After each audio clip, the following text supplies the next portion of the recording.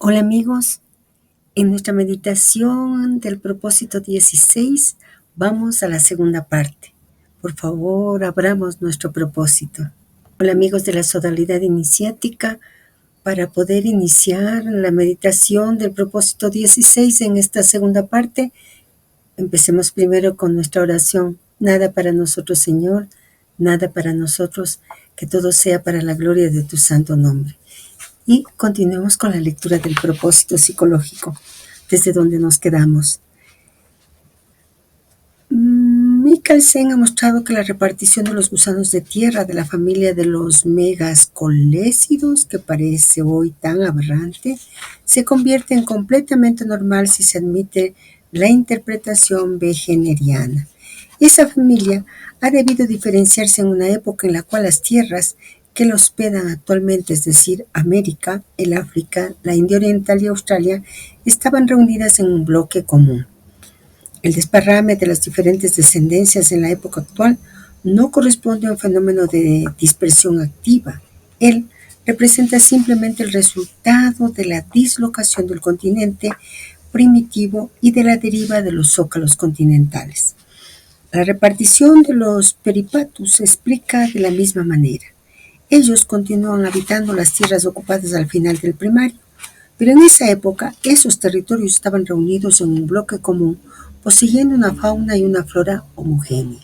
Ese bloque corresponde a aquello que los geólogos han designado desde hace mucho tiempo bajo el nombre del continente de Gondwana. La teoría de Wegener da cuenta de una manera luminosa de la repartición del caracol del jardín. Las estaciones ocupadas hoy por ese molusco jalonan muy regularmente el inmenso Inlandsis que ha redescubierto en el Cuaternario las regiones septentrionales de América y de Europa, todavía muy cercanas la una de la otra en esa época. La repartición del reno se explica de la misma manera, así como lo ha establecido el Dr. Jacobi. Recientemente el Dr. Gianel, profesor de entomología en el Museo de Historia Natural de París, ha reunido en una obra magistral rica en documentos personales e ideas originales, incontables ejemplos relativos a la repartición de los insectos, la génesis de las faunas terrestres, elementos de biogeografía, 1942.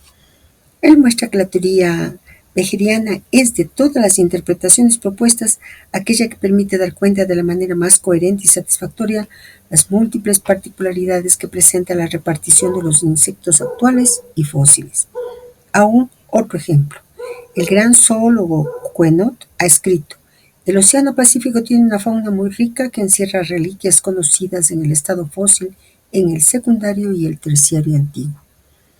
Tales son los nautiles, la forma actual más cercana de los amonites, el molusco Pleurotomaria y el braquiópodo lingula, que persisten sin cambios desde el Cambriario.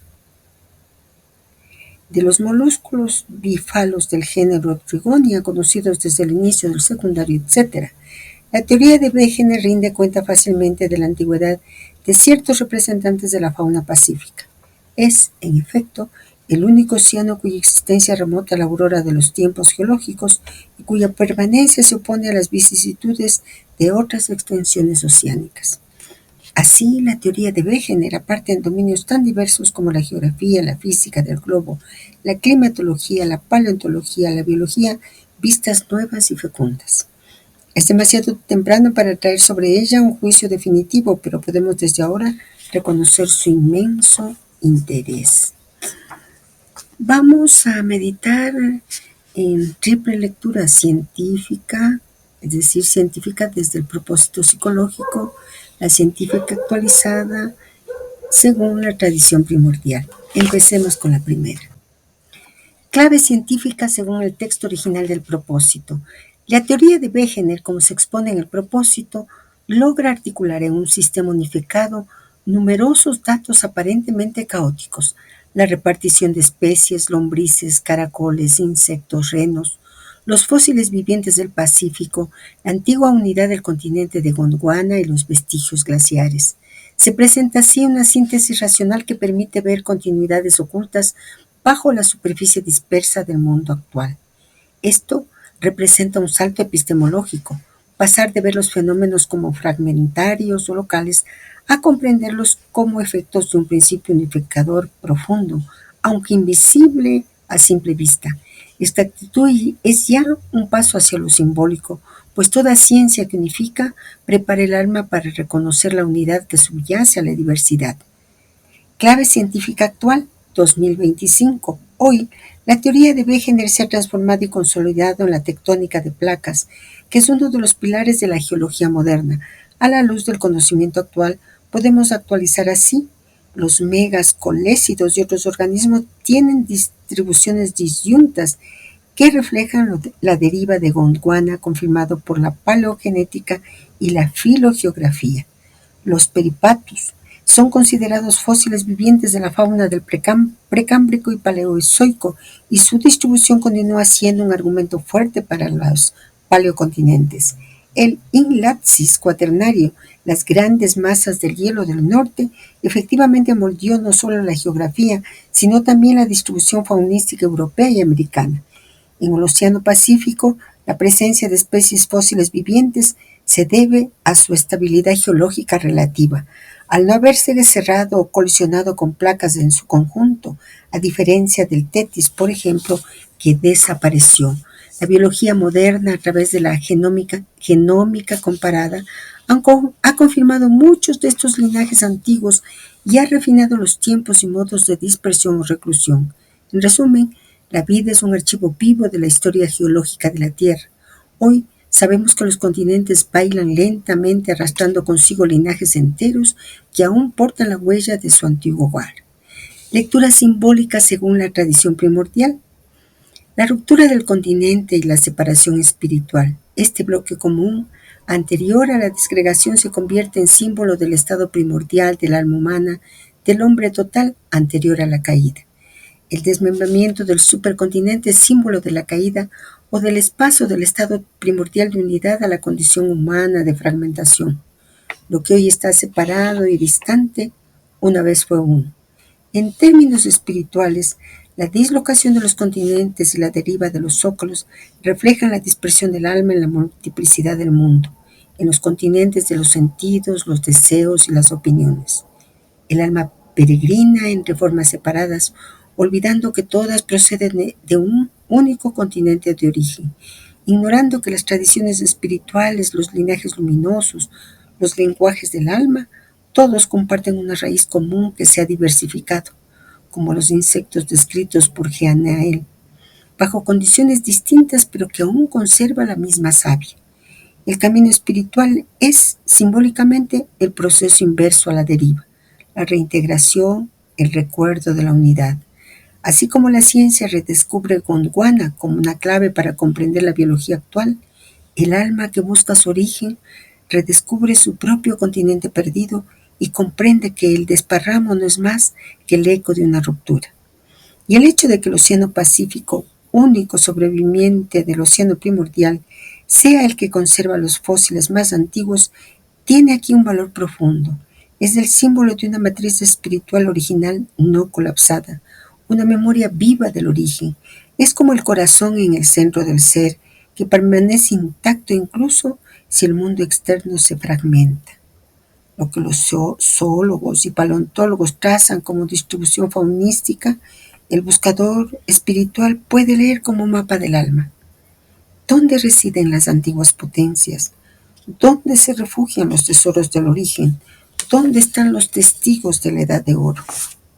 Bueno, amigos, si la ciencia puede ver unidad bajo la dispersión de la biogeografía, el alma también puede reconocer su origen divino en medio del mundo fragmentado y emprender el viaje de retorno hacia la tierra una, hacia ese zócalo perdido de nuestro propio ser. Así es que con ese resumen, volvamos al propósito psicológico. Podemos decir al presente una palabra sobre lugares que fueron largo tiempo rodeados de misterio, las grutas y las cavernas. André Glory, doctor en prehistoria de la Universidad de Tolosa, Francia, escribe: Al descubrimiento del mundo subterráneo 1943, una ciencia nueva ha nacido, la espeleología, que sabe explicar el nacimiento, la vida y la muerte de las cavernas.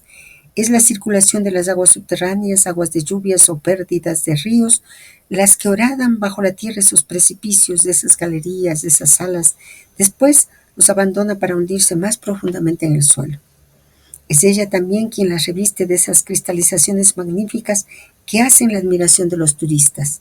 Siguiendo las aguas en sus recorridos subterráneos, uno puede remontarse al origen de ciertas fuentes y poner en evidencia el peligro de sus poluciones. En fin, las cavernas no han estado siempre deshabitadas y se han encontrado las huellas, dibujos, utensilios, cenizas, osamentas de los primeros hombres que buscaron refugio en ellas contra las bestias y el frío.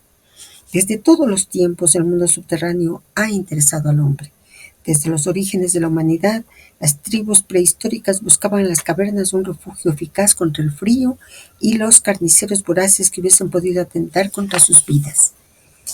Es en Churukutien, a 50 kilómetros de Pekín, que fueron encontradas en 1922 las primeras huellas de la más remota industria humana.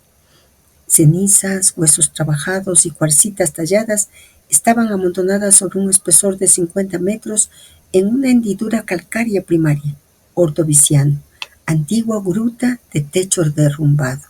Ahora, esos vestigios se remontan a la aurora de la era cuaternaria. Es así como las Chinas de Europa y el sur del África, los diversos progresos humanos se han sucedido en todas las edades, en las cavidades subterráneas. En el musteriano, el trabajo de los huesos y la invención del buril; en el aurignaciense, las primeras esculturas humanas; en el solutrense, la aguja de ojo para la costura de las pieles; en el magdaleniense, las pinturas polícromas; y en el neolítico, la agricultura y la crianza de los animales domésticos. Ver propósitos psicológicos número 6. Más tarde las cavernas fueron abandonadas. Si el mundo greco-romano se ocupa de ellas, es para poblarlas de narraciones fabulosas y mitológicas. La Edad Media les temía y así vivía y hacía vivir en ellas a dragones y hadas malvadas. En fin, los tiempos modernos las redescubren y estudian los arcanos. Bien inconscientemente, el rapero Hutchins, al perseguir un oso herido, penetró en 1809 en el Mammoth Cave de los Estados Unidos. Él descubrió allí la caverna más grande del mundo. Siguieron enseguida los descubrimientos sucesivos un poco en todas partes, hasta que se fundaron las sociedades espeleológicas con los sabios que revelaron al público las bellezas de ese mundo subterráneo. Cada caverna tiene su historia y se puede conocer su nacimiento, seguir su crecimiento y aún predecir su muerte. A menudo esa historia es sensiblemente la misma para todas las grutas de un macizo montañoso o de una región, ya que esas grutas tienen el mismo origen y su evolución se efectúa bajo la influencia de las mismas causas. Pero de una región a otra del globo se observa, al contrario, una gran variedad en el origen, la edad y la evolución de las cavernas, la cual hace difícil la elaboración de una teoría general. Sin embargo, es posible despejar algún carácter de conjunto. El punto de partida de la existencia de esas cavernas reside en los pliegos de la corteza terrestre, pliegues que dan nacimiento a las cadenas montañosas y a las depresiones de la superficie del globo, como ya lo hemos visto. Vamos a releer sobre las grutas y cavernas con este triple foco. Clave científica del propósito psicológico, más o menos años 40, 60, estado actual de la ciencia y clave simbólica tradicional. Clave científica del propósito. El texto se basa en los avances de la espeleología de mediados del siglo XX, una ciencia joven en ese entonces. André Glory describe la génesis de las cavernas a partir de la acción erosiva de aguas subterráneas, lluvias o ríos que se infiltran, disuelven las rocas calcáreas, formación de galerías, salas, precipicios, por vaciamiento, colapsos y erosión interna, cristalizaciones como estalactitas y estalagmitas, depósitos de minerales disueltos en el agua. El valor arqueológico: las cavernas conservan los restos de la humanidad prehistórica, cenizas, huesos, herramientas, pinturas, como un archivo fósil del alma humana.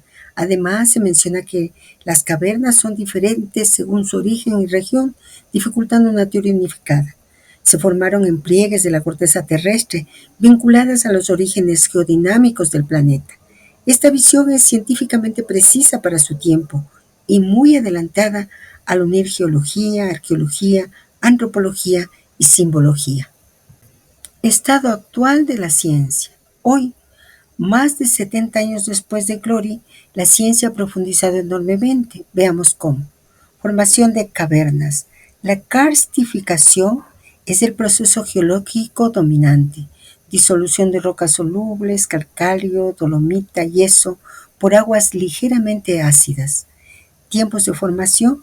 Las grandes cavernas pueden tardar hasta cientos de miles de millones de años en formarse. Se han identificado etapas hidrológicas sucesivas, zonas activas con agua y zonas fósiles secas. Hallazgos humanos. Las grutas son los primeros espacios sagrados, no solo refugio, sino lugar de ritual. En Chauvet, Altamira o Las Caus se han descubierto pinturas que indican una cosmovisión simbólica y no meramente funcional. Chucutín, mencionado en el texto, sigue siendo sitio clave. Homo erectus pekinensis, con ocupación hace más de 700.000 años. Nuevos hallazgos en África han desplazado la cuna del arte simbólico aún más atrás. Pinturas en Blombo, Sudáfrica, hace más de 75.000 años.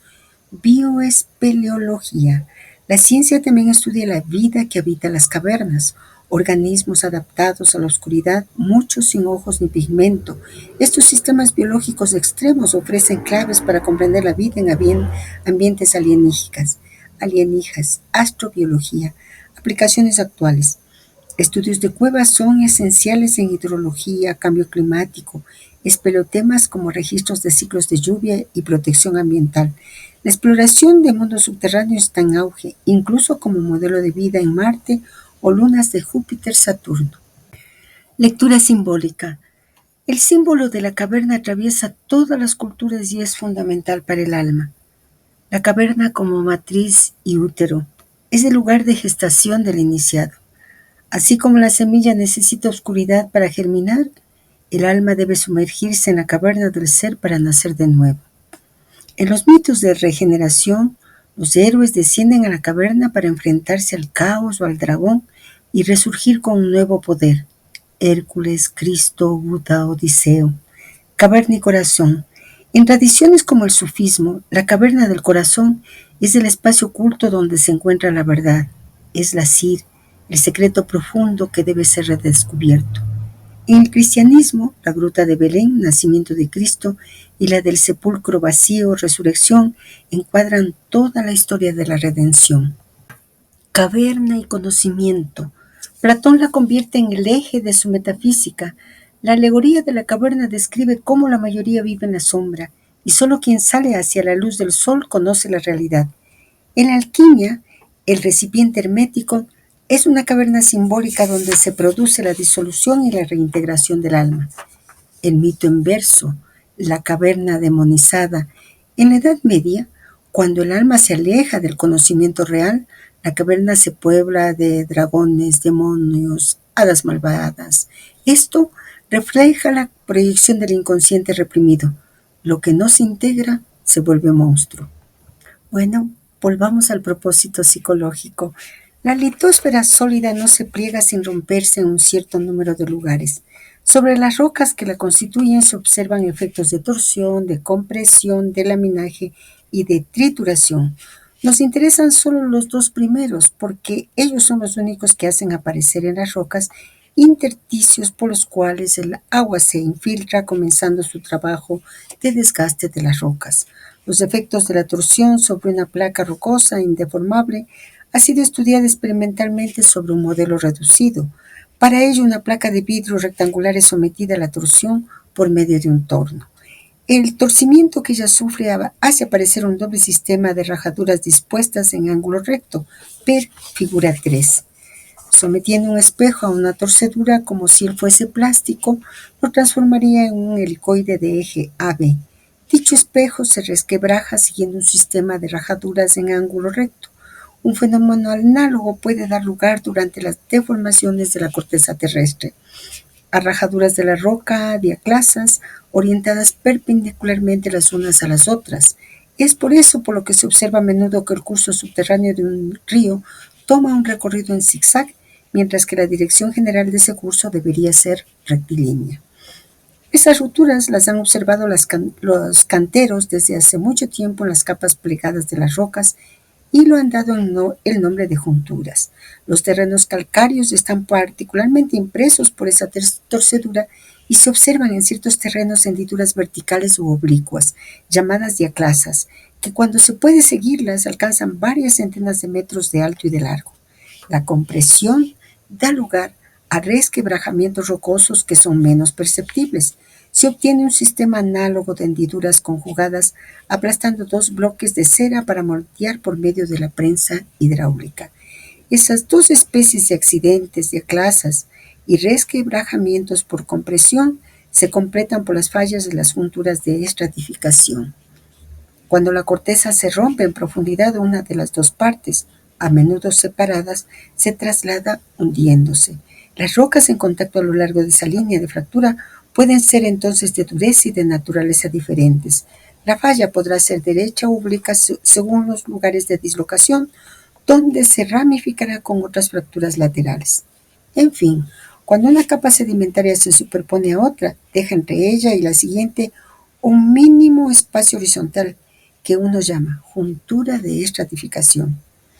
Es por las diaclasas, los resquebrajamientos, las fallas y las junturas de estratificación que el agua va a atacar la roca, alargando los rompimientos que ella encuentra, profundizando grutas y cavernas. Vamos a abordarlo desde dos dimensiones que nos hemos propuesto. La clave científica, que es el estado actual de la geología y la hidrología subterránea, y la lectura simbólica según la tradición primordial en la línea de Guénon y de la alquimia. Veamos. Clave científica actual. Lo que este fragmento describe con precisión notable, incluso para el momento en que fue escrito, corresponde a procesos geodinámicos hoy bien comprendidos: torsión y compresión, fuerzas tectónicas que generan fracturas y diaclasas, rajaduras sin desplazamiento en las rocas duras, junturas de estratificación, interfaces entre capas sedimentarias donde el agua encuentra paso, fallas, rupturas mayores con desplazamiento relativo de los bloques, fundamentales en la estructuración de montañas y cuencas, formación de cuevas y grutas, resultado de la infiltración del agua en estas zonas de debilidad, sobre todo en terrenos calcáreos. Estos elementos son esenciales en la hidrogeología. El agua subterránea se mueve a través de estos sistemas de fracturas, disuelve minerales, forma acuíferos, cavernas y ríos subterráneos. El patrón en zigzag que sigue un río subterráneo no es un capricho, sino una fidelidad geomorfológica al sistema de fracturas ortogonales de la roca. Esto revela una inteligencia oculta en el modo en el que el agua busca su curso, desafiando la rigidez de la piedra. Clave simbólica de la tradición primordial. La litósfera se convierte en símbolo de la estructura psíquica rígida del ser humano, su personalidad cristalizada por el tiempo, la herencia, las experiencias. Es firme, pero no invulnerable. Al ser sometida a tensiones, torsión y compresión, se fractura. Esas fracturas son las fisuras del alma, sus crisis, sus quiebres. Solo por esas heridas internas puede ingresar el agua transformadora, la gracia, la sabiduría, el espíritu. El agua que se infiltra no es cualquier agua. Es el símbolo tradicional del Espíritu Santo, del conocimiento viviente, del amor divino, que no entra por la fuerza, sino por las grietas abiertas por el sufrimiento y el asombro. La piedra solo se deja habitar por el agua cuando se quiebra.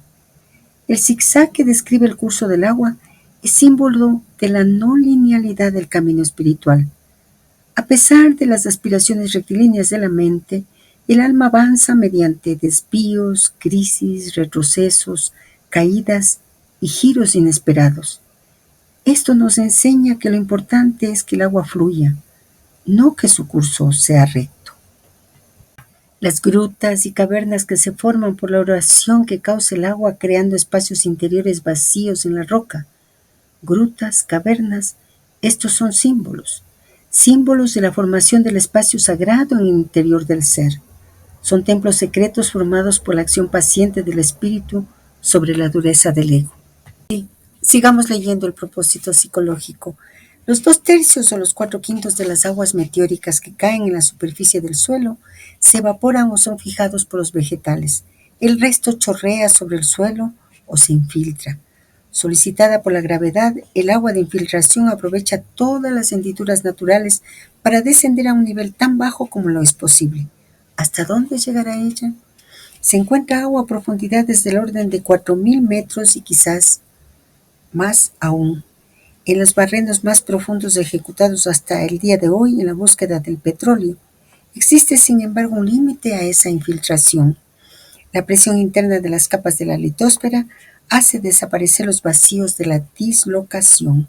Ese límite está teóricamente evaluado en 10.000 o 12.000 metros. Por otra parte, a esa profundidad el agua no puede existir al estado líquido, ya que la temperatura traspasa los 365 grados, que es el punto crítico del agua. Pero en realidad, si se encuentra agua a grandes profundidades bajo tierra, no nos interesa tanto, como ella no circula, ya que, quedando estancada, no desgasta la roca. Para que el agua circule bajo la acción de gravedad, es preciso que resalga de la tierra bajo la forma de manantial o surtidor.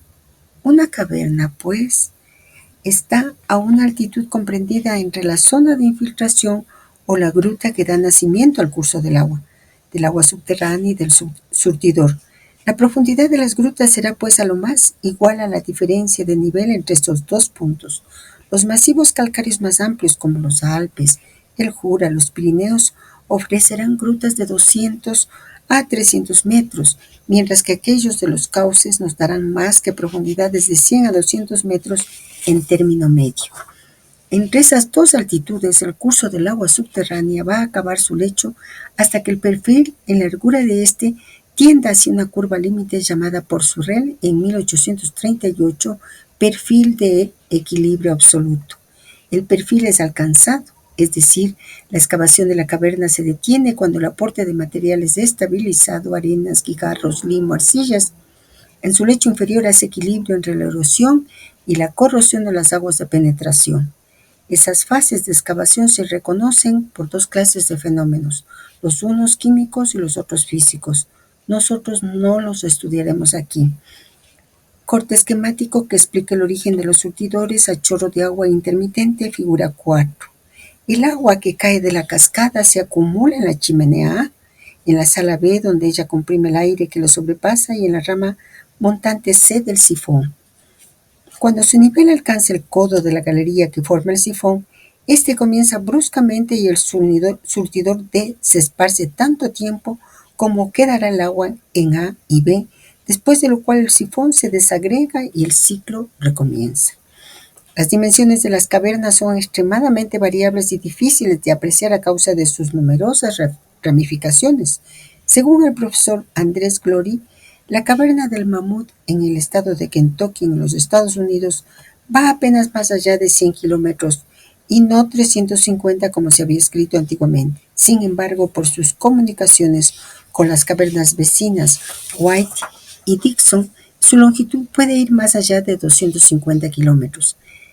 La Carisbad Cavern en Texas alcanza cerca de 50 kilómetros. ¿Pronuncié bien el inglés? En Europa, la Eyriese Well, situada a 1.700 metros de altitud cerca de Salzburgo, en Austria, presenta un dédalo de 30 kilómetros, mientras que la de Postumia, Adelsberg, no tiene sino 23 kilómetros de galerías. Curiosa orodación aquella de Achtelek, que reunía subterráneamente Hungría y Eslovaquia, bajo la frontera por una comunicación de 18 kilómetros. Hay aún aquella de Dachstein en Austria con 13 kilómetros, la de Lapa de Brejo en el Brasil 6 kilómetros, Hans-sur-Lesse en Bélgica 5 kilómetros. En Francia el río subterráneo de Bras-Mabiau en el Gard ha cavado una ronda de 10 kilómetros de galerías. En fin, la gruta explorada por P. Chevalier en 1943, el hoyo de Glace en el Isère, Francia, a profundidad de 443 metros. La cavidad mide 9.300 metros de expansión, de los cuales 1.100 metros de pozos verticales. En fin, la más vasta cámara subterránea se encuentra en Trieste. Su bóveda alcanza 138 metros de altura y 240 metros de largo, y la más alta vertical de un solo chorro en el abismo Rebel de Italia, con 316 metros. Es preciso decir, en fin, una palabra sobre las estalactitas y las estalagmitas, que se presentan generalmente bajo la forma de tubos de diámetro variable pendiendo del techo hacia el suelo según las leyes de la gravedad. Ellas poseen en sus ejes un fino canal de un diámetro comprendido entre 2 y 5 milímetros por donde pasa el líquido saturado. La pequeña gota de agua terminal queda suspendida largos momentos en la extremidad del canal y depone sobre el borde circular una ligera película de carbonato de calcio cristalizada. Cuando el aire es calmo, el esparcimiento y la saturación de agua son constantes. El tubo de cristal crece regularmente y puede alcanzar una longitud de 2 metros. Centenas de esas pajas translúcidas decoran el techo de ciertas grutas, pero el agua que se resuma de la bóveda y a lo largo de las paredes recubre en olas sucesivas el exterior de la varilla, que crece entonces en espesor. El exterior quedará más o menos cilíndrico si el chorro es regular, pero tomará una forma cónica si la llegada del agua es irregular. Aserrándolos, se puede ver una sucesión de círculos concéntricos semejantes a la altura de un árbol. Las corrientes de aire rigurosas en ciertos pasajes estrechos puede hacer rebotar el agua sobre el lado y hacer desviar la estalactita, que se inclina ligeramente o desciende en oblicuidad. Al caer en cadencia hacia el suelo, la pequeña gota de agua excava primero una pequeña cúpula. El choque y el estallido del agua libera el gas carbónico por evaporación. El carbonato se depone alrededor de la cavidad y sube una vara, una columna según el esparcimiento de agua. Generalmente, las cascaditas producen poderosos y masivos montecillos. Cuando la bóveda es particularmente alta, la gota se aplasta contra el suelo en una multitud de gotitas de diámetro muy pequeño. Esas salpicaduras forman entonces, alrededor del pilar central, largas hojas espesas que se enganchan las unas sobre las otras, donde el conjunto, el aspecto de una palma. Si la gota aérea es desviada en su descenso, ella construye una columna torcida, de curioso parte falso, que toma a veces la forma de grandes bayonetas. Las causas físicas y mecánicas modifican en cada caso la disposición del depósito de calcio, construyendo las formas más extravagantes, especie de estatuillas evocando mujeres veladas, animales conocidos, bajeles con torrecillas, arbustos, colas, etc., y todas las otras formas singulares que estas estalagmitas pueden ofrecer. Las cavernas están habitadas por animales que no ven jamás. Los animales cavernícolas huyen de la luz, pero no constituyen especies particulares, y aquellos se relacionan con aquellos que viven fuera. Sus caracteres raciales se han modificado talmente en la oscuridad que ciertos naturalistas han creado para ellos géneros especiales. Sus tegumentos se han descolorido, sus cuerpos se han convertido en translúcidos, mientras que los órganos de la vista se atrofian y aún desaparecen. Aquellos del tacto y del oído adquieren por compensación un gran desarrollo. Los animales de los grandes fondos marinos han sufrido, por otra parte, la misma transformación. Mientras más numerosas son las especies, más acentuadas han operado las modificaciones sensoriales. Los especialistas han enumerado más de 300 variedades de insectos. Han encontrado además arácnidos, miriápodas, crustáceos, moluscos, vertebrados, etc. Entre los insectos, coleópteros, optópteros, cucarachas, langostas, insectos de patas largas con antenas y palpos desmesuradamente alargados. Las ratas del género Neotama tienen grandes ojos, pero no ven más.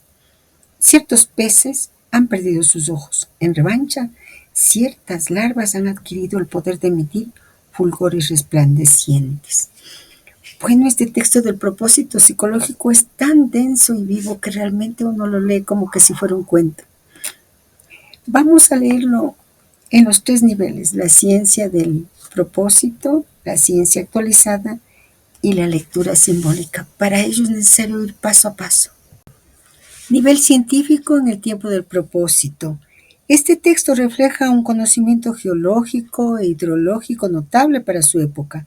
Algunos puntos clave. Se describe el ciclo del agua subterránea, cómo se infiltra, hasta qué profundidad puede llegar, 10.000, 12.000 metros, y los límites físicos que encuentra, la compresión de la litosfera y la temperatura crítica del agua, 365 grados centígrados. Explica los principios de circulación del agua por gravedad, destacando la importancia del perfil de equilibrio del curso subterráneo. Se detallan los mecanismos de surgencia intermitente, sifones naturales, cavidades kársticas y la formación de estalactitas y estalagmitas. Describe también la fauna cavernícola, señalando los efectos de la oscuridad, pérdida de pigmentación, atrofia ocular y desarrollo de otros sentidos. Este nivel refleja una sólida comprensión de la hidrogeología kárstica, que fue un campo muy desarrollado en Europa durante el siglo XX. No se pretende exponer exhaustivamente, sino ofrecer una visión orgánica, viva y a la vez precisa. Ciencia actualizada, 2020 y siguientes. Muchos de los datos siguen siendo válidos, aunque hoy se han profundizado más. Infiltración y circulación del agua. Se confirma que la mayoría del agua meteórica se recicla rápidamente. La infiltración profunda es minoritaria pero crucial para acuíferos confinados. Límites de profundidad. Hoy sabemos que hay agua en forma de fluido supercrítico y agua ligada químicamente en minerales hasta más de 12 kilómetros de profundidad. Se habla incluso de un posible ciclo profundo del agua que involucra el manto superior terrestre. Sifones naturales están bien estudiados. Este tipo de mecanismo explica ciertos manantiales intermitentes, incluso géiseres en regiones volcánicas o calcáreas. Fauna cavernícola. La biología subterránea ha confirmado fenómenos de evolución convergente, especies diferentes que al vivir en obscuridad desarrollan los mismos rasgos: ceguera, alargamiento de apéndices, bioluminiscencia. Estalactitas y estalagmitas. Hoy se estudian también como registros paleoclimáticos, ya que guardan información isotópica sobre el clima del pasado. La ciencia moderna ha confirmado, ampliado y refinado muchas intuiciones del texto original, pero más allá del dato, lo que el propósito transmite es un sentido de lo vivo en el mundo subterráneo. Para la lectura simbólica, ahora no podemos dejar de ir hacia nuestro amigo René Guénon. En el libro Símbolos fundamentales de la ciencia sagrada, el capítulo de la caverna y el laberinto. Escuchemos lo que él nos dice. La caverna iniciática se trata en realidad de las fases diversas atravesadas por ser en el curso de una migración que es real y verdaderamente de ultratumba, y que no consiente en nada al cuerpo que ese ser ha dejado tras de sí al abandonar la vida terrestre. En efecto, nada más que una preparación para ella puede verse, en estricto rigor, en la muerte al mundo profano, seguida del descenso a los infiernos, el cual, claro está, es la misma cosa que el viaje al mundo subterráneo al cual da acceso la caverna. Y en lo que hace a la iniciación misma, lejos de ser considerada como una muerte, lo es al contrario como un segundo nacimiento y como un paso de las tinieblas a la luz. Pero el lugar de este nacimiento es también la caverna, por lo menos en los casos en que la iniciación se efectúa en ella, real o simbólicamente. Y es evidente que la caverna como lugar de nacimiento no puede tener precisamente la misma significación que la caverna como lugar de muerte o sepultura. Se podría notar, sin embargo, por lo menos para vincular entre sí esos dos aspectos diferentes y hasta en apariencia opuestos, que muerte y nacimiento no son, en suma, sino las dos fases de un mismo cambio de estado, y que el paso de un estado a otro se considera siempre como que debe efectuarse en la oscuridad. En este sentido, la caverna sería más exactamente, pues, el lugar mismo de ese tránsito, pero esto, aun siendo estrictamente verdadero, no se refiere aún sino a uno de los aspectos de su complejo simbolismo. La caverna iniciática se da ante todo como una imagen del mundo. Siendo las cosas así, la caverna debe formar un todo completo y contener en sí misma la representación del cielo tanto como de la tierra. La verdad es que, muy lejos de constituir un lugar tenebroso, La caverna iniciática está iluminada interiormente, de modo que al contrario, la oscuridad reina fuera de ella, pues el mundo profano se asimila naturalmente a las tinieblas exteriores y el segundo nacimiento es, a la vez, una iluminación. El símbolo de la caverna es complementario con respecto al de la montaña y por otra, en la relación que une estrechamente el simbolismo de la caverna con el del corazón. Bueno, con lo que Guénon, nuestro amigo, nos transmite, hemos llegado al meollo del asunto.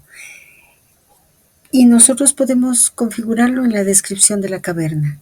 Vayamos poquito a poquito. El agua que desciende y se infiltra. El alma, en su viaje terrestre, se separa del origen celeste, las aguas superiores. Eso lo hemos visto ya en los propósitos anteriores. Y comienza su descenso hacia la materia. Aprovecha las hendiduras, las fisuras del mundo para buscar profundidad. Pero hay un límite. No puede pasar al centro sin transformación. ¿Hasta dónde llegará el alma? Es la gran pregunta iniciática. El alma busca profundidad, pero encuentra obstáculos, presión, calor, oscuridad. No basta con bajar. Hay que transmutar, como nos enseña la alquimia. Esto se puede asimilar a las pruebas iniciáticas. No es posible encontrar el centro sin haber abandonado todo lo que somos o lo que creemos que somos. El perfil de equilibrio absoluto del cual nos habla el propósito psicológico, el agua excava, modela, crea una morada en la roca, pero llega un momento en que ya no puede excavar más. La acción y la resistencia se equilibran. Este perfil de equilibrio es la imagen de la vida interior regulada, que se logra cuando el alma ha aprendido a vivir entre el impulso hacia lo alto y la gravedad de la materia.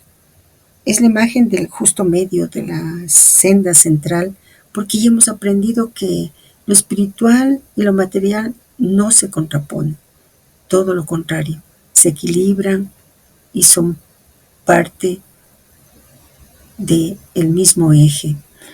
La caverna es el símbolo universal del inconsciente, del vientre de la madre, del santuario oculto. En casi todas las tradiciones iniciáticas, el mitraísmo, el orfismo, el cristianismo primitivo, el taoísmo, la caverna es el lugar de regeneración. El propósito psicológico nos está llevando a darnos cuenta de que la caverna es un espacio esculpido por el agua, es decir, por el alma en movimiento. La gruta no es un lugar pasivo, es el resultado de un diálogo entre lo que desciende y lo que resiste. Las estalactitas y estalagmitas que se forman por las gotas suspendidas, el cristal que crece, los círculos como anillos del tiempo. Aquí, el texto del propósito habla con una delicadeza casi alquímica. Nos plantea de tal manera que podemos ver cómo el alma, gota a gota, construye una columna de unión entre el cielo y la tierra. Como nos dice René Guénon, la caverna iniciática se da ante todo como una imagen del mundo. Siendo las cosas así, la caverna debe formar un todo completo y contener en sí mismo la representación del cielo tanto como de la tierra. La fauna ciega, la oscuridad que transforma, los seres de la caverna han desarrollado otras percepciones. Algunas larvas emiten luz, pues como dice Guénon, la caverna iniciática está iluminada interiormente, de modo que al contrario la oscuridad reina fuera de ella, pues el mundo profano se asimila naturalmente a las tinieblas exteriores y el segundo nacimiento es a la vez una iluminación. Este texto, por tanto, es más que una descripción geológica, es el lugar donde se produce un segundo nacimiento. Es como un paso de las tinieblas a la luz. La posibilidad que nosotros tenemos, pues ahí está la caverna, es realizarla. Volvamos al propósito psicológico. Hemos aquí en un estadio que nos permite citar un artículo muy interesante. El ozono atmosférico, gas indispensable al mantenimiento de la vida sobre la Tierra, del profesor Charles Fabry, de la Academia de Ciencias, quien escribe: la atmósfera terrestre encierra al lado del azoe, del oxígeno, del gas carbónico y de gases raros bien conocidos, helio, argón, neón, xenón, criptón, otro gas, en cantidad extraordinariamente débil, repartido en altitud de una manera sorprendente a primera vista, y cuya desaparición en la superficie de la Tierra ocasionaría consecuencias catastróficas para los seres humanos.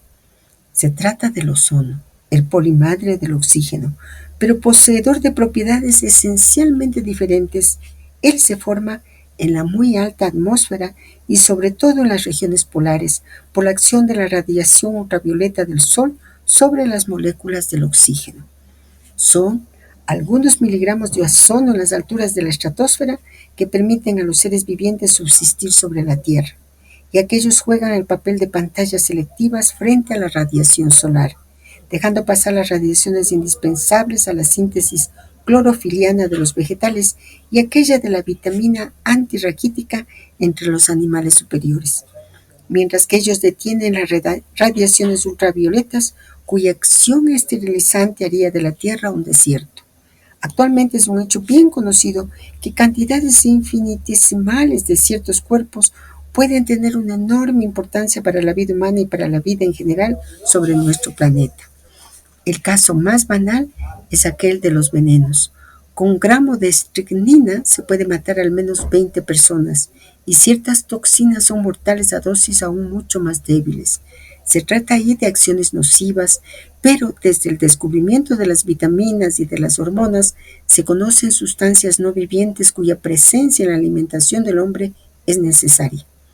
Ellas se revelan no por las enfermedades que causan, sino por aquellas que son debidas a su ausencia, enfermedades que son curadas por la asociación de los alimentos de una cantidad increíblemente pequeña de vitaminas. En el mismo aire, cuerpos existentes en muy débiles proporciones se revelan como necesarios. El aire, formado principalmente de oxígeno y de azoe, contiene una muy débil cantidad de gas carbónico no respirable, pero necesario sin embargo a la vida vegetal. Es de él que bajo la acción de ciertas radiaciones solares, todos los vegetales verdes extraen sus sustancias, fenómenos grandiosos sin el cual la vida vegetal y a continuación la vida animal, tal como nosotros conocemos, desaparecerían de nuestro planeta. Y sin embargo, la proporción de ese gas en el aire es bien pequeño, cerca de un 2000avo en volumen o en peso, 1 gramo por metro cúbico de aire. Es de allí y del agua que ellas extraen del suelo, de donde los árboles saben elaborar sus maderas. Los yacimientos de hulla son formados. Es de aquí que viene el aceite de oliva, el azúcar de las remolachas y la glucosa de las uvas que se convertirán en el alcohol de vino.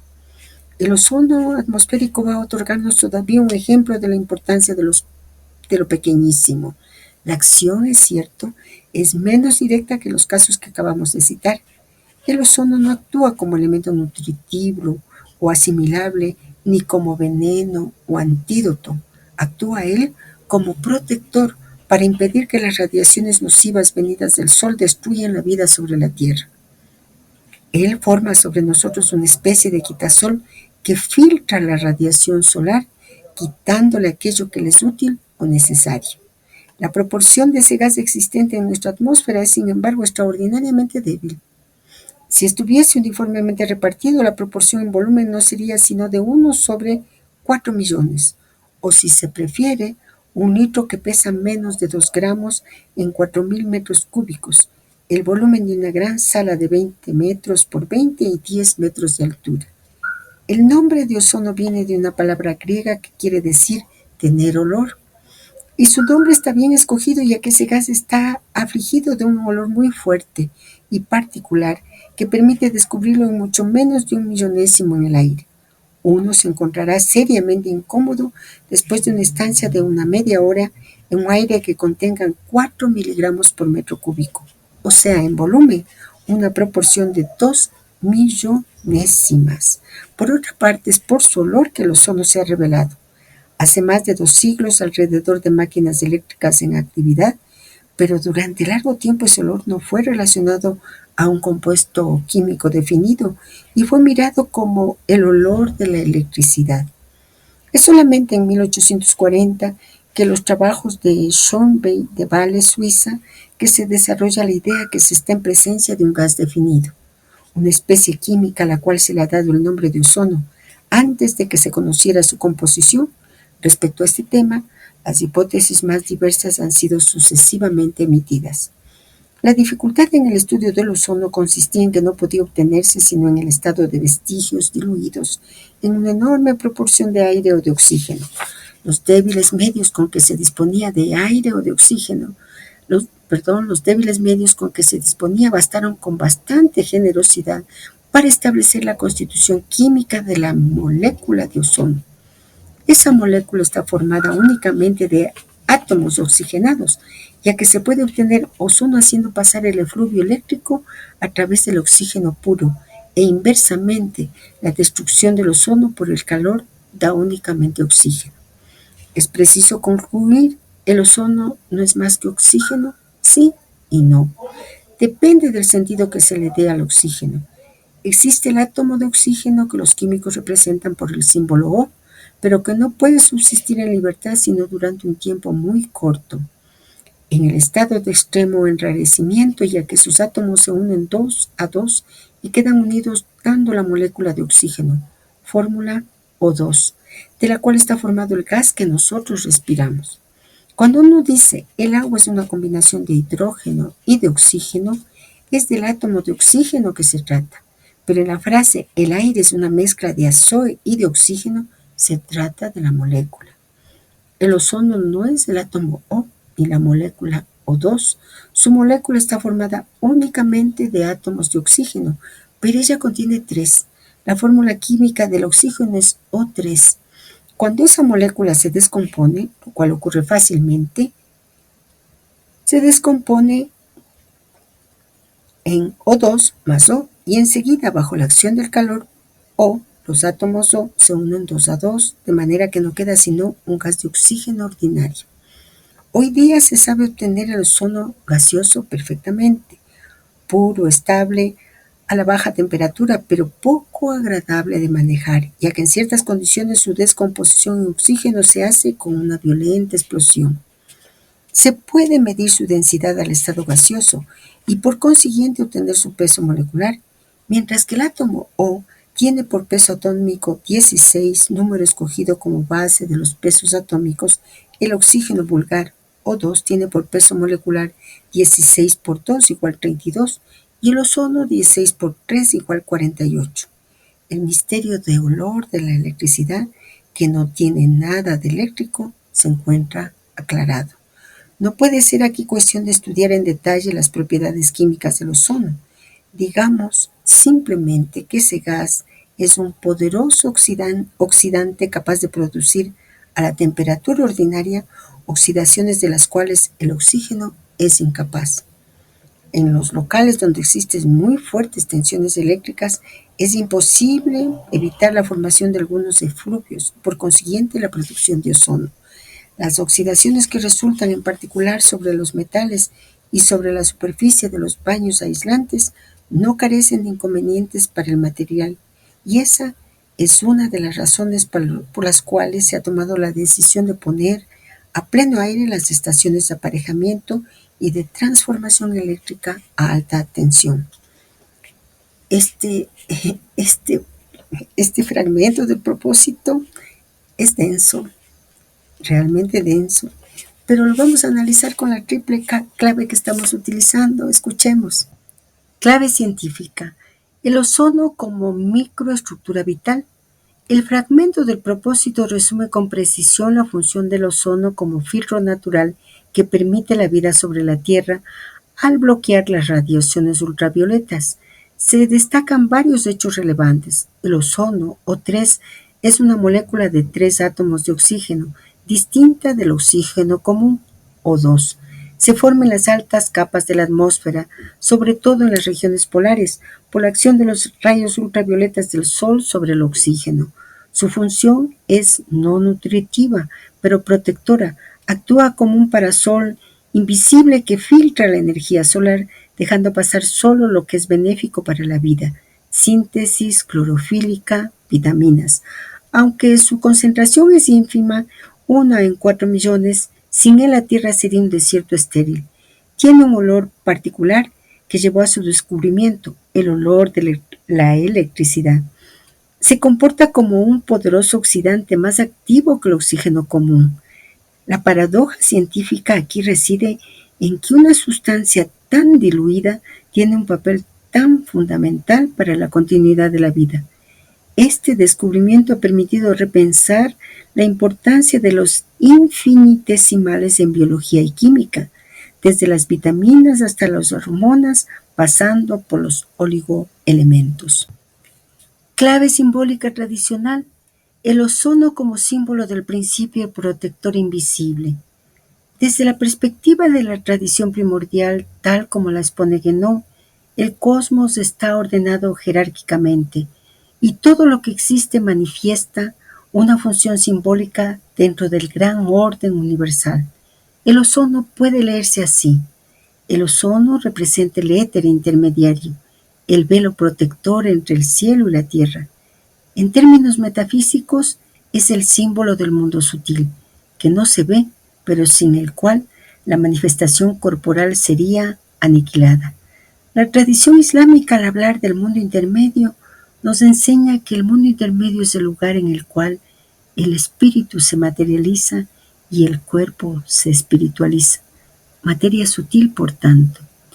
La formación del ozono en la alta atmósfera y su concentración en los polos sugiere una correlación con los puntos cardinales cósmicos. El polo, en las tradiciones, es el eje por donde descienden las influencias celestes, el axis mundi, el Meru, la montaña polar. Su función filtrante podríamos decir que corresponde al papel del ángel guardián o de la inteligencia cósmica intermedia que permite a los seres acceder solo a lo que pueden soportar de la luz divina, impidiendo que se quemen en el exceso. Como gas trinitario, O3 es una imagen de la unidad diferenciada en una trinidad operativa, uno que se despliega en tres para obrar. Su descomposición explosiva bajo ciertas condiciones sugiere que el exceso de energía espiritual o luz sin mediación puede destruir la estructura misma del alma, símbolo de lo que sucede cuando se violan los límites del orden iniciático o se abusa de poderes ocultos. Desde la tradición hermética nosotros podríamos decir que el ozono es análogo al sello de los cielos que preserva la vida inferior, pero también exige reverencia y respeto, pues quien toque el fuego sagrado sin preparación se quema. El maestro en esta parte del propósito nos entrega una imagen viva del axioma central que recorre toda la estructura del propósito 16. Lo infinitesimal puede contener el poder más vasto, si se sitúa en el lugar justo y cumple su función precisa. El ozono es llamado polimadre del oxígeno. Esto es una fórmula profundamente simbólica. Es madre en tanto protección, matriz invisible, aunque hecha de la misma sustancia que el oxígeno visible. Por lo tanto, el maestro nos está sugiriendo aquí una maternidad oculta, tal vez equivalente a la Shekinah, a la naturaleza virgen o a la Sofía en su función envolvente.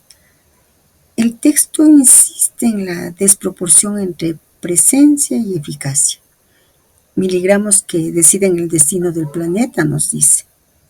Y este es un eco de la idea tradicional del alma del mundo, que se guarda en lo sutil, en lo invisible, y que una mínima desviación, una gota de impureza en el alma, puede tener efectos cósmicos.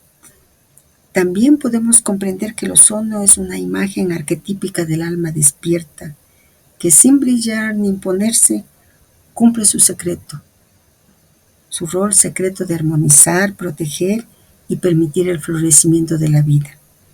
En la visión de este propósito, esta función corresponde al discípulo consciente, que en medio del mundo filtra, es decir, discierne lo que entra y lo que no, permitiendo así que la vida crezca donde parecía imposible. El símbolo del ozono en el camino del alma, nosotros podemos remitirnos a lo que el propio maestro nos dice: el ozono no es alimento, ni veneno, ni medicina. Es sombra luminosa que impide el exceso del cielo. Es por tanto símbolo del alma en oración, podemos decir. En la alquimia espiritual, La protección no viene del aislamiento, sino de la justa apertura. El ozono no niega la luz solar, la discierne. Del mismo modo, el alma no niega el espíritu, sino que se dispone a recibir solo lo que puede metabolizar. Filtrar la luz es un arte. Este fragmento nos enseña la importancia de este arte. Volvamos a la lectura del propósito. Llegamos aquí a un terreno en el cual la química de la mano a la ciencia de las radiaciones, ese capítulo tan apasionante de la física y por ello a la astrofísica. Es un problema de espectroscopía astronómica el que ha revelado la importancia de esa absorción y el papel que ella juega sobre la Tierra. La luz que nos viene del Sol o de una estrella contiene el conjunto de las radiaciones simples que forman una serie continua y son por consiguiente de un número infinito. Cada uno está definido por su longitud de onda, longitud muy pequeña que se expresa ordinariamente en 10 millonésimas de milímetro, unidad en la escala que se asigna bajo el nombre de Armstrong, primeramente abreviación A, nombre del físico sueco que la empleó. Las radiaciones visibles son aquellas que se escalonan de 4000 achaque de nuestro ojo desde que uno se sirve de otros receptores a 8000 Armstrong. Pero esta doble limitación viene únicamente del que en la mayoría tiene también sus achaques o si se prefiere sus cegueras, pero no las mismas que el ojo. Se percibe que la serie de radiaciones continúa por los dos lados y que las radiaciones no forman sino un islote en un océano mucho más vasto. Del lado de las grandes longitudes de onda, más allá del rojo, se encuentran las radiaciones infrarrojas, mientras que al lado de las pequeñas longitudes de onda se encuentra el ultravioleta, que se estudia como se hace con los rayos X, por la fluorescencia de ciertas pantallas, o mejor, por la fotografía. Hay de todas maneras para el estudio de la ultravioleta una servidumbre bastante desagradable: el vidrio, esa materia endita de los ópticos que pierde su transparencia y se convierte en inutilizable para las radiaciones cuyas longitudes de onda son inferiores a 3500 de roca, silicio natural cristalizado. Viene a suplir al vidrio, Armstrong más o menos. Felizmente el cuarzo o cristal deficiente y con su ayuda se llega rápidamente a prolongar los ultravioleta hasta la longitud de onda de 1800. Lenguaje de la acústica se puede decir que los ultravioletas para emplear, se extienden desde entonces sobre más de una octava, extensión superior a aquella del dominio de las radiaciones visibles. Son fuentes artificiales de luz, en particular la chispa eléctrica entre canales de metal, quienes abrieron ese nuevo dominio. Cosa curiosa, la luz solar tan magníficamente intensa en el dominio visible queda muy atrás en el ultravioleta. Ninguna radiación solar podía ser descubierta en las longitudes de onda inferiores a un cierto límite situadas hacia 2950 Armstrong. Dos hipótesis se presentaban: o bien a causa de una debilidad del Sol, las ondas cortas del ultravioleta no son emitidas, o bien es la atmósfera terrestre que le sirve de pantalla. Un estudio cuidadoso de la cuestión, hecho en 1879 por Alfredo Cornu, muestra que esa última hipótesis es la buena, ya que a medida que el Sol desciende hacia el horizonte, sus rayos que atraviesan la atmósfera más oblicuamente están obligados a traspasar un espesor de aire cada vez más grande. Ahora bien, se constata que el espectro ultravioleta se extiende cada vez menos hacia las pequeñas longitudes de onda. Es eso lo que se ve en las fotografías del espectro solar tomadas cuando el Sol se encuentra más alejado del cenit. Quedaba por saber cuál era en la atmósfera el gas responsable de esa absorción. A. Cornu muy prudentemente se limitaba a concluir que era uno de los elementos permanentes contenidos en el aire, lo cual eliminaba el vapor de agua siempre presente, pero en proporciones extraordinariamente variables, sin que esas variaciones actúen sobre el límite del espectro solar. Casi en la misma época, en 1881, el químico británico Hartley descubrió las notables propiedades absorbentes del ozono en la región ultravioleta. El gas del cual él se servía, obtenido por la acción del efluvio eléctrico sobre el oxígeno, era muy pobre en ozono, ya que la proporción de ese gas en volumen no era sino 1 dividido para 2000. Colocado en un tubo largo de 1 metro, Cerrado en los dos extremos por láminas de cuarzo, esa mezcla gaseosa era equivalente a una capa de ozono gaseoso puro que tenía solamente un espesor de 0,5 milímetros. Estudiando a través de ese débil filtro la radiación producida por una chispa eléctrica, Hartley encontró una larga banda del ultravioleta que estaba completamente absorbida. Fijó los límites de esa fuerte absorción a las longitudes de onda 2930 y 2320, un máximo de absorción a 2560 Armstrong. Apoyándose sobre los trabajos de Cornu y sobre los análisis químicos de Hounsou, Hartley emitió la hipótesis que el gas responsable del corte del espectro solar no es otro que el ozono. Él preveía aún, apoyándose sobre ciertas constataciones meteorológicas hechas en el observatorio de Montsouris, que la muy alta atmósfera debía ser mucho más rica en ozono que el aire en el cual nosotros vivimos. Su memoria termina por una frase que amerita ser citada. Yo pienso que el espectrógrafo fotográfico cámara espectroscopia, tal como lo he utilizado, puede convertirse en un instrumento meteorológico de gran valor a causa de la extraordinaria sensibilidad a los rayos ultravioleta y a la absorción por los vestigios ínfimos de diversas sustancias, en particular por el ozono. Se sabe todo el desarrollo que ha podido seguir desde los Buisson, Fabry, Cabanes, Dufay, Strutt convertido en Lord Rayleigh después de la muerte de su padre en 1919, Hauser and Rowe y, en fin, Regener, quienes en 1934 hicieron el audaz ensayo de la espectrografía del ultravioleta en balón sonda. El espectrógrafo óptico de cuarzo está provisto de un obturador que es periódicamente soltado y rearmado. Las poses sucesivas son tomadas sobre una misma placa que se traslada ligeramente después de cada pase, lo cual, una vez revelado, representa una placa con una serie de espectros. Se ha podido explorar así la atmósfera hasta una altitud de 30 kilómetros. En resumen, el ozono atmosférico contribuye al equilibrio térmico de nuestro planeta. Se tienen excelentes razones para pensar que si la atmósfera media está a muy baja temperatura, algo así como menos 60 grados centígrados, hasta 10 o 12 kilómetros, a la atmósfera altísima no es fría y llegaría probablemente a más 50 grados centígrados, hacia 100 kilómetros, quizás aún más, a muy grandes altitudes. La radiación solar absorbida por el ozono entra ciertamente por algo, y esa caliente cobertura arriba de nosotros debe actuar sobre el equilibrio térmico de nuestra Tierra. Este fragmento del propósito psicológico nos introduce en una sección fascinante donde se entrelazan la química, la física de las radiaciones y la astrofísica, utilizando el fenómeno de la absorción de radiación ultravioleta por el ozono como hilo conductor.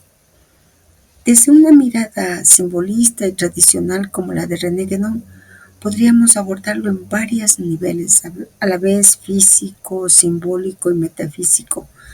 Vamos paso a paso, desentrañando lo esencial que el maestro quiere mostrarnos. Lectura científica propuesta en el texto del propósito. El texto describe cómo la espectroscopía astronómica reveló un fenómeno crucial para la vida en la Tierra: la absorción de la radiación ultravioleta por la atmósfera terrestre, específicamente por el ozono. La luz solar contiene radiaciones de diferentes longitudes de onda. Solo una pequeña parte es visible para el ojo humano. Más allá están el infrarrojo y el ultravioleta. Las radiaciones ultravioletas requieren instrumentos especiales como el cuarzo en lugar del vidrio, porque este último no es transparente a longitudes de onda inferiores a 3500 Armstrong. El espectrógrafo fotográfico sensible al ultravioleta se convierte en un instrumento de investigación meteorológica, gracias a su sensibilidad a la absorción de ciertos gases, en particular al ozono. Descubrimientos clave. Se descubrió que el Sol sí emite radiación ultravioleta, pero esta es absorbida por la atmósfera terrestre. El químico Hartley en 1881 identificó al ozono como responsable de la absorción en el rango entre 2930 y 2320 Armstrongs, con un máximo de 2560. La alta atmósfera está más rica en ozono que la baja. Experimentos posteriores como los de Regener en 1934 con globos sonda permitieron estudiar el espectro ultravioleta hasta 30 kilómetros de altitud. La conclusión científica: el ozono atmosférico cumple una función fundamental en el equilibrio térmico de la Tierra. Absorbe parte de la radiación ultravioleta, lo que contribuye a calentar la alta atmósfera y proteger la vida en la superficie terrestre. Lectura desde la ciencia actual. Este relato, aunque escrito hace varias décadas, sigue siendo científicamente válido y coincide ampliamente con los conocimientos modernos, aunque hoy se puede complementar con mayor precisión. Ampliaciones actuales. El espectro electromagnético es aún más amplio de lo que aquí se describe. Va desde las ondas de radio kilómetros hasta los rayos gamma, menos de un picómetro. La capa de ozono se encuentra principalmente en la estratosfera, entre 15 y 35 kilómetros de altitud. Su función protege la vida en la Tierra al absorber casi todo el UVC y una parte del UV, los más dañinos. El fenómeno de calentamiento de la alta atmósfera está hoy más relacionado también con otras capas, como la termósfera, donde la energía solar calienta los gases hasta temperaturas superiores a 1000 grados centígrados. La medición actual del ozono se realiza vía satélites, globos sonda e instrumentos como el dobsonómetro. El espectrógrafo sigue siendo esencial, aunque hoy es digital y altamente preciso. Lectura simbólica según la tradición primordial. El lenguaje de la luz y los espectros. La luz que nos viene del Sol o de una estrella contiene el conjunto de las radiaciones simples que forman una serie continua, nos dice el maestro. La luz solar, como manifestación de un espectro infinito de posibilidades, nos remite al símbolo de la luz increada, que al manifestarse se descompone en multiplicidad, así como la unidad divina se refracta en las múltiples cualidades de la creación. La luz blanca se fragmenta en la escala de longitudes de onda. El uso del término islote en un océano mucho más vasto, para referirse a la porción visible del espectro, señala con claridad el papel limitado de los sentidos humanos en la percepción de la realidad. Desde la tradición primordial, esta ceguera sensorial corresponde al estado de oscuridad o ignorancia en que el hombre caído se encuentra. Solo mediante la iniciación o el despertar interior se accede a los niveles ultravioleta del conocimiento. La luz invisible, como símbolo del espíritu, nos lleva a comprender que la luz que vemos es apenas un fragmento de un océano invisible. Esta metáfora es profundamente rica. Nos sugiere que la percepción humana ordinaria solo capta una ínfima parte de la realidad. Lo invisible, como el infrarrojo, el ultravioleta, el espíritu, está presente, aunque no sea directamente perceptible. Ultravioleta y el símbolo de lo invisible. El maestro dice: el ultravioleta se extiende sobre más de una octava, extensión superior a aquella del dominio de las radiaciones visibles. Aquí, el texto parece señalar que lo invisible es más vasto que lo visible, una idea profundamente tradicional. En el mundo sutil, la invisibilidad está asociada a la trascendencia. Lo ultravioleta, siendo más allá del violeta, señala una región limítrofe, se convierte en una puerta de lo inmanifestado. En muchas tradiciones el violeta es el color del umbral hacia lo divino. Por ejemplo, el chakra Sahasrara en la tradición hindú, en el tantrismo hindú, el descubrimiento de la existencia de estas radiaciones por la fotografía y la fluorescencia alude simbólicamente a cómo el conocimiento sutil puede ser aprehendido solo por instrumentos refinados, no por los sentidos comunes, sino por el alma purificada, el ojo del corazón. El ozono como velo protector y filtro iniciático. El maestro escribe: la radiación solar absorbida por el ozono entra ciertamente por algo. El descubrimiento del ozono como filtro de las radiaciones más intensas y peligrosas introduce un símbolo ambivalente. protección y ocultamiento. El ozono sería como el velo de Isis. Protege la vida al filtrar lo que aún no estamos preparados para recibir, pero también oculta la realidad plena. Esta doble función es común en los símbolos tradicionales del guardián del umbral o de los ángeles que velan el árbol de la vida en Génesis 3:24. El hecho de que el ozono se ubique en las capas altas de la atmósfera y que su efecto se relacione con el equilibrio térmico recuerda el papel de las influencias celestes en el mantenimiento del equilibrio cósmico, lo que los sabios medievales llamaban las inteligencias celestes o ángeles de las esferas. El ozono, como velo protector, invisible pero presente, filtra y protege la vida. Es símbolo de un velo misericordioso como la Shekinah en la Cábala o como la nube que vela la presencia en el Sinaí. Este velo oculta y revela, no destruye lo que cubre, pero permite que solo llegue lo que es beneficioso. La radiación ultravioleta como fuego celeste. La radiación solar ultravioleta si llegara sin filtro, destruiría la vida. El fuego del cielo debe ser atenuado para ser asimilable. Esto recuerda el simbolismo del fuego de Dios, que solo puede ser recibido tras un proceso de purificación o mediación, como en el caso de Moisés o Elías. La atmósfera como jerarquía celeste.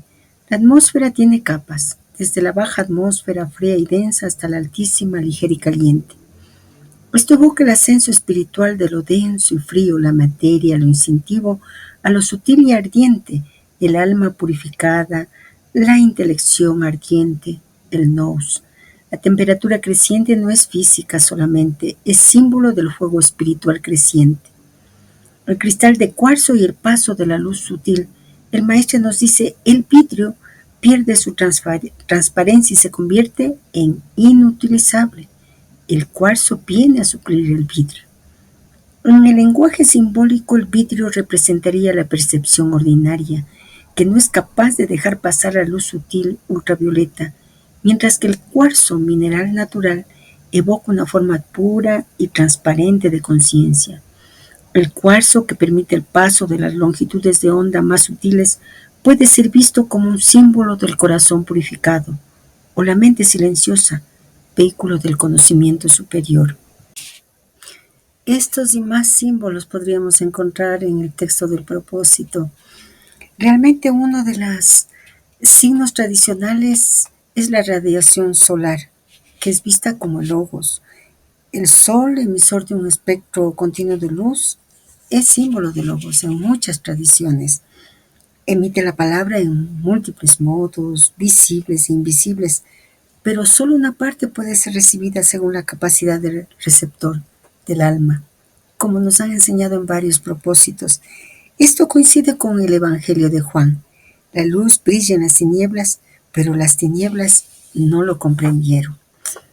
Este fragmento nos muestra cómo a través del estudio de una banda oculta de la luz se revelan realidades invisibles que sostienen la vida, tanto física como espiritualmente. El ozono es aquí como el velo misterioso que modula la irradiación divina, como nos enseñó la Cábala, y el espectrógrafo, el símbolo del conocimiento sutil que permite al alma ver más allá de los límites sensoriales. Este fragmento traza para el alma un puente profundo entre ciencia y contemplación, entre el lenguaje de los espectros físicos que realmente es tan duro comprender y el de las jerarquías celestiales. Nos habla de una estructura invisible que sostiene la vida y la percepción.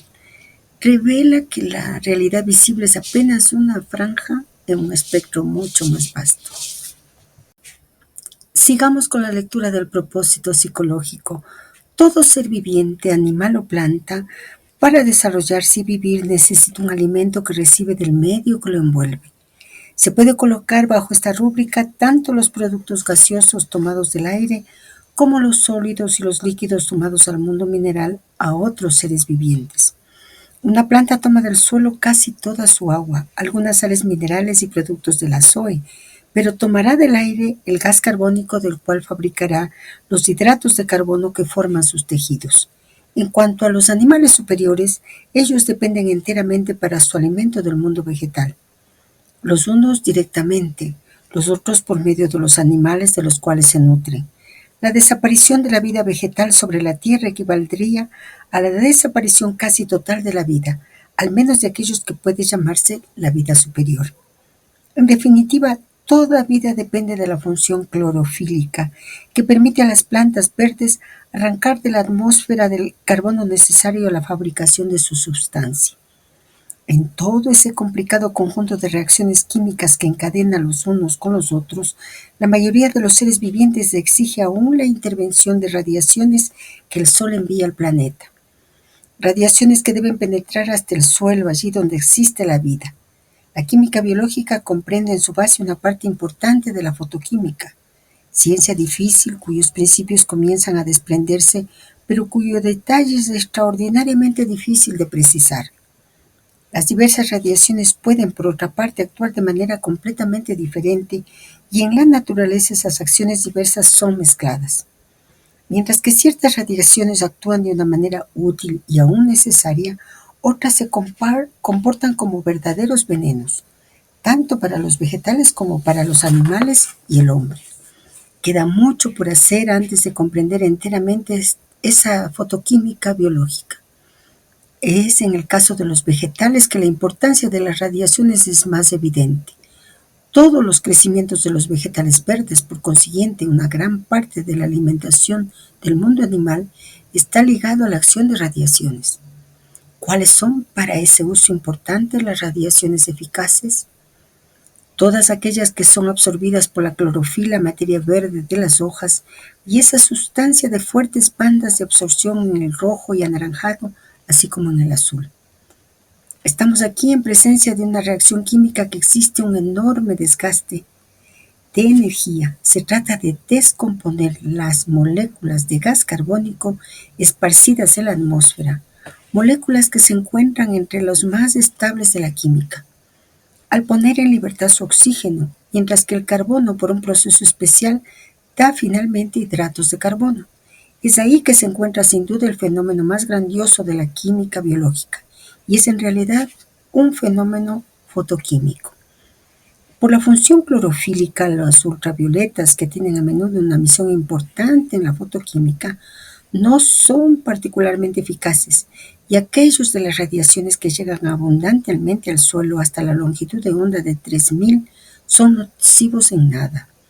Pero las ondas ultravioletas más cortas, no por ejemplo aquellas de longitud de onda inferior a 2900, actúan sobre los vegetales como venenos, y son justamente aquellas contra las cuales somos protegidos por el ozono de la atmósfera altísima. ¿A qué se debe esa acción mortal de ciertas radiaciones invisibles que se extienden sobre los seres muy diversos, aún en el hombre, sobre las porciones del cuerpo, como la conjuntiva del ojo, que no es protegida por la epidermis?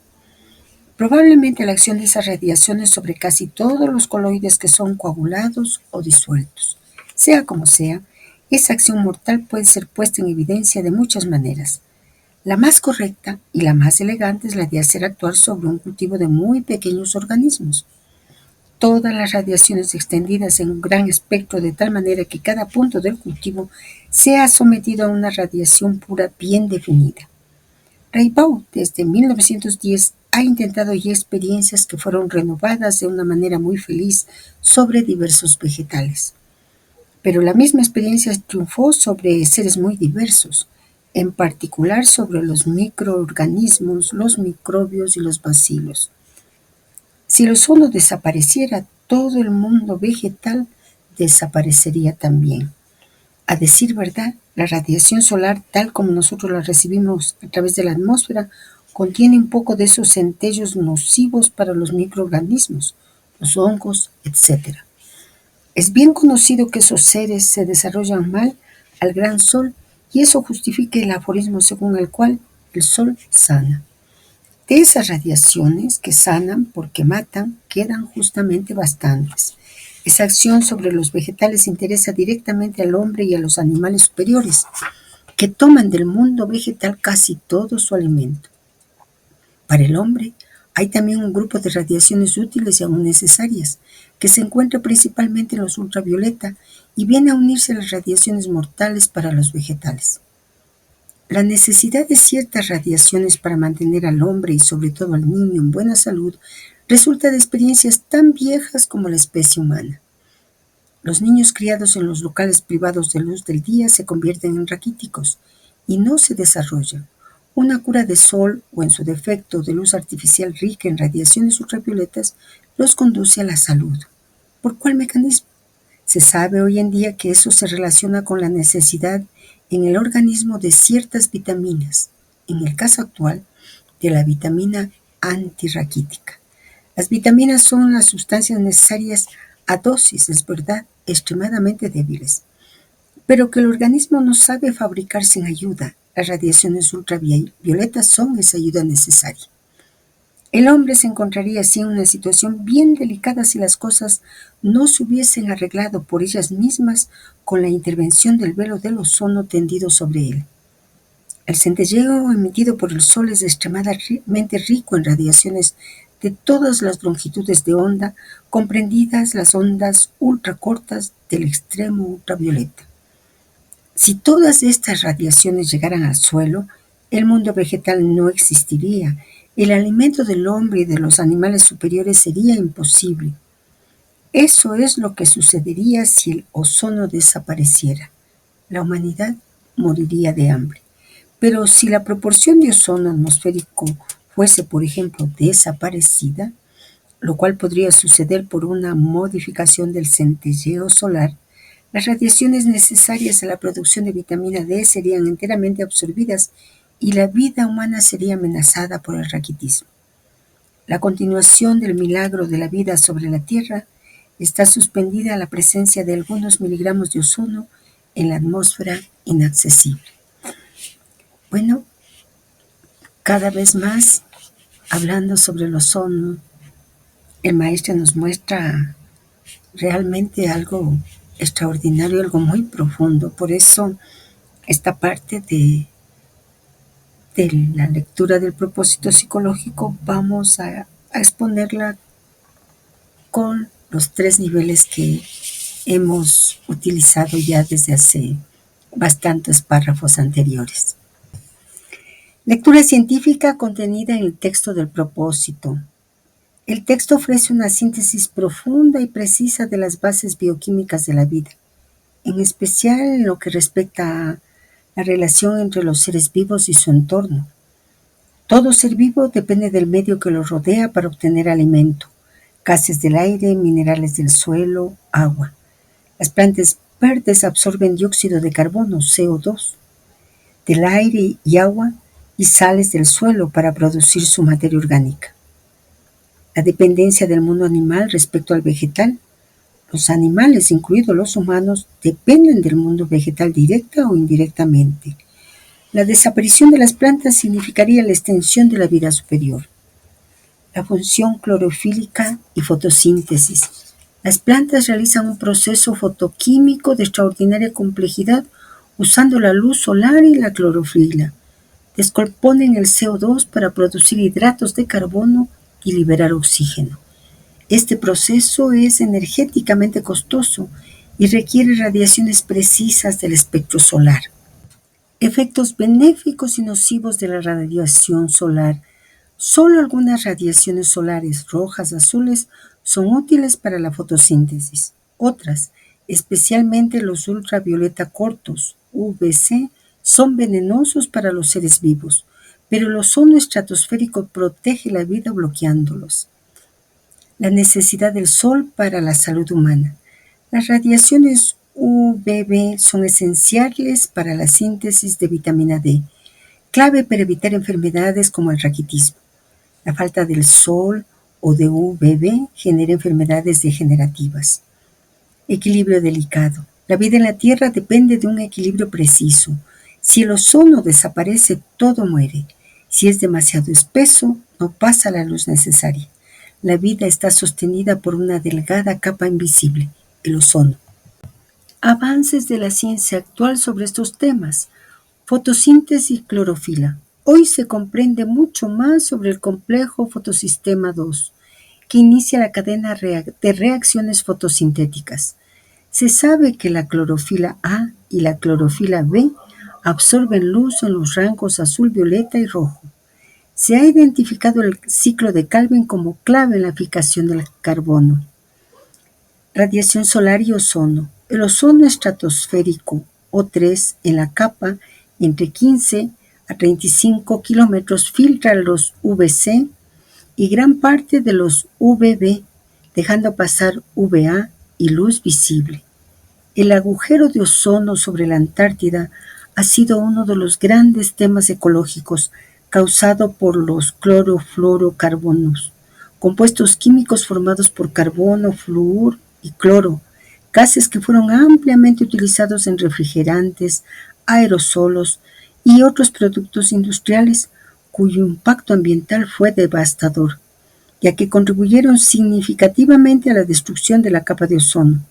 Afortunadamente, gracias al Protocolo de Montreal, su uso ha sido restringido y la capa de ozono ha mostrado signos de recuperación. Vitaminas de salud humana. La vitamina D, D3 colecalciferol, se sintetiza cuando los UVB transforman el 7-dehidrocolesterol de la piel. La deficiencia de luz solar sigue causando enfermedades modernas como osteomalacia, depresión estacional y disfunción inmunitaria. Biología cuántica y fotoquímica. La fotosíntesis es ahora estudiada con herramientas de la biología cuántica que muestra que las plantas pueden usar mecanismos de coherencia cuántica para maximizar la eficiencia del transporte energético.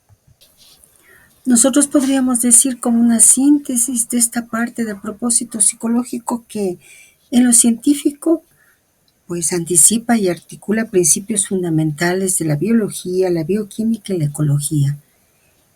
En la ciencia actual confirma y dialoga con descubrimientos recientes, biología cuántica, vitamina D, protección atmosférica. Ahora la lectura simbólica al alma le llama poderosamente la atención el hecho de que Guénon plantea que es fundamental para que un proceso iniciático realmente se dé, el del cielo y la tierra. La caverna no basta, por eso el complemento de la caverna es la montaña que es la que más cerca está en el cielo.